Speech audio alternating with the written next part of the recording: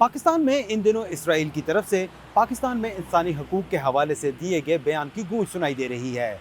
जनेवा में इंसानी हकूक़ कौंसिल के इजलास के मौके पर अक़वाम मुत्तहिदा में इसराइल की मुस्तकिल नुमाइंदा आदि फिरजौन ने बहस में हिस्सा लेते हुए पाकिस्तान में इंसानी हकूक़ की सूरत हाल पर तहफ़्फ़ुज़ात का इज़हार करते हुए कहा था कि जबरी गुमशुदगियों, तशद्दुद, पुरअमन एहतजाज के खिलाफ कार्रवाइयों और मजहबी अक़लियतों के खिलाफ पुरतशद्दुद वाक़यात पर इसराइल को तशवीश है।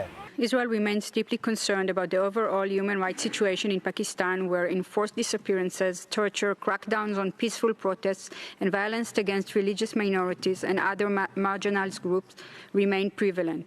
In this regard, Israel is disappointed that all its recommendations were made during the Pakistan's fourth review were noted. Israel की तरफ से इस बयान के बाद पाकिस्तानी दफ्तर ख़ारजा ने पाकिस्तान मुखालिफ बयान को सख्ती से मुस्तरद करते हुए कहा है कि पाकिस्तान को इंसानी हकूक़ के तहफ़्फ़ुज़ पर इसराइल के मशवरे की ज़रूरत नहीं। पाकिस्तानी दफ्तर ख़ारजा का बयान एक तरफ, लेकिन इसराइली सफारतकार के बयान को हुकूमत की तरफ से पाकिस्तान में तहरीक इंसाफ के हक़ में दिए जाने वाले बयान के तौर पर देखा जा रहा है। पाकिस्तान की हुकूमती जमातें इस मामले को PTI से जोड़कर इसे इमरान खान की हिमायत के मुतरादिफ करार दे रही हैं। मंगल को वज़ीर माहौलियात शेर रहमान और वज़ीर ममलिकत दाखिला अता तारर ने एक प्रेस कॉन्फ्रेंस में कहा कि इमरान खान और इसराइली गठजोड़ सामने आ गया है। उन्होंने चेयरमैन PTI और इसराइल को इत्तेहादी करार दिया।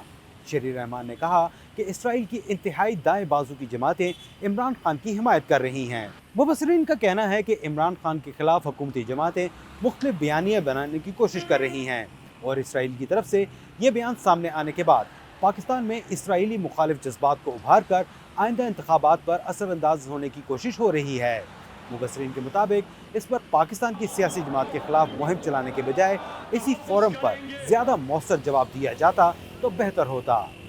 पाकिस्तान के इसराइल के साथ कोई सिफारती ताल्लुकात नहीं और पाकिस्तान इसराइल ताल्लुकात एक नाजुक मामला समझा जाता है जिस पर खुलकर बात नहीं की जाती।